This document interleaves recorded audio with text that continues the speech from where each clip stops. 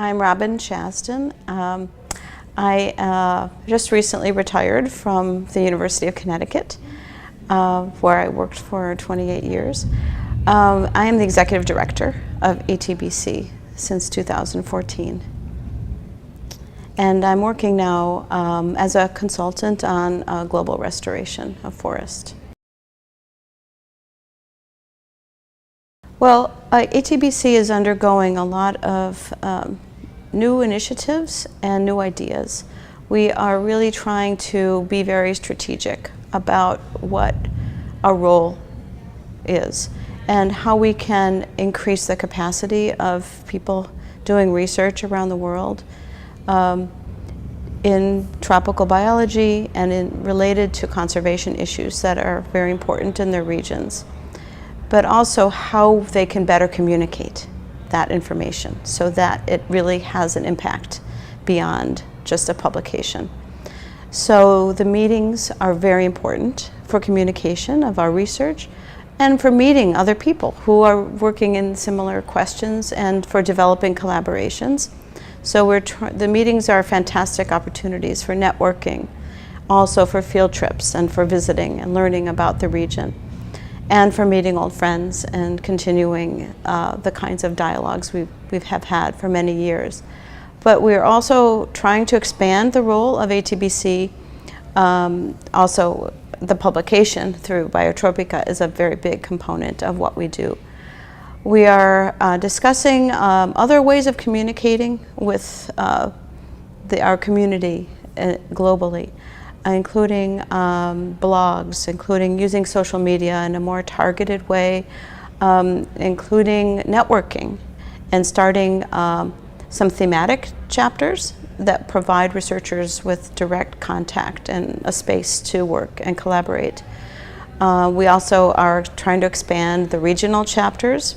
So we have had the Asia Pacific chapter, which has really developed and has their own annual meetings every year and other events and programs.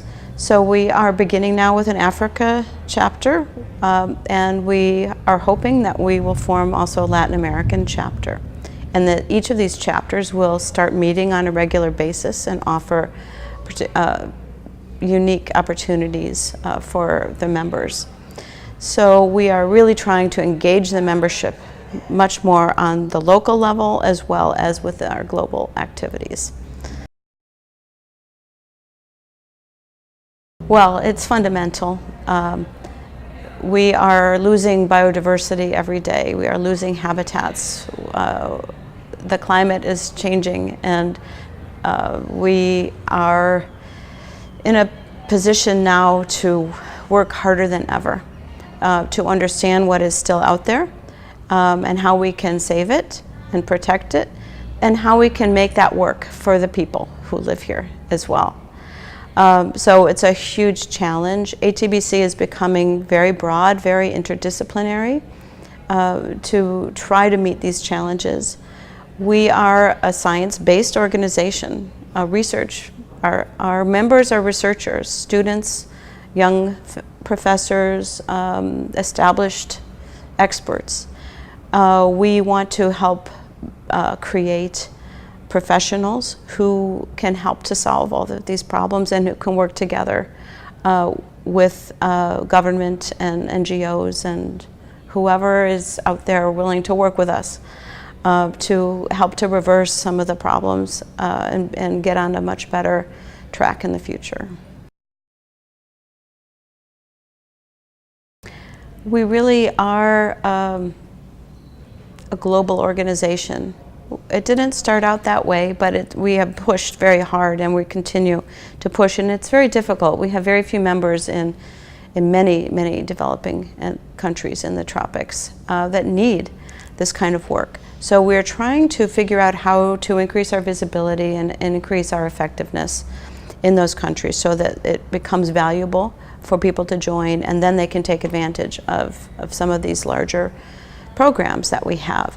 Very few of our members can afford to come to the annual meetings, so we're thinking about ways of bringing meetings to them and putting more of our content on video.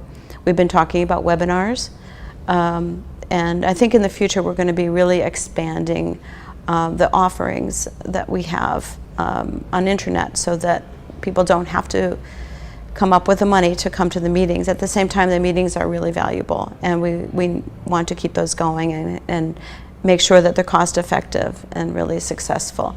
And we're in a rotation, so we are now having the meeting here in Latin America. Next year, it's going to be in Kuching in Malaysia, and the year after that, it's going to be in Madagascar. So, and we just approved the 2020 meeting, which is going to be back in Latin America, in Cartagena. So we're going full circle, and we hope to continue that pattern around the world. Oh, I became a member very early when I was a graduate student, probably around 1980. Students, you might not realize it now, but ATBC can be a very important way of you achieving your career goals. You will meet people who will be your friends for life and your colleagues, and who can help you expand and extend your knowledge within your country and beyond your country's borders. You can become involved in activities that will bring you to a new place in your career. We can help you with publishing your papers in our journal and getting known in the scientific world.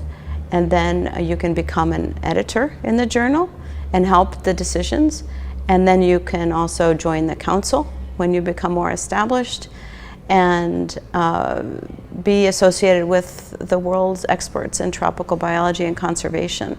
So we can help you all along the way to really establish yourself in your career and in your country and internationally. At this moment, ATBC is really looking for member engagement and looking for new ways, new things we can offer to members. So we want to hear from you. We want to have a lot of input. What are some simple things that we can do? What are some more difficult things that we can do? And what kind of opportunities can we create? Opening spaces for people to meet, to network, and to develop collaborative projects.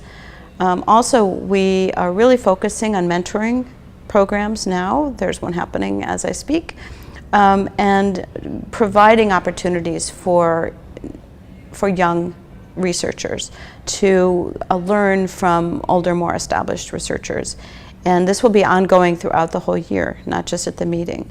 And we're hoping that this will grow, this program will grow and become a real core of what we do.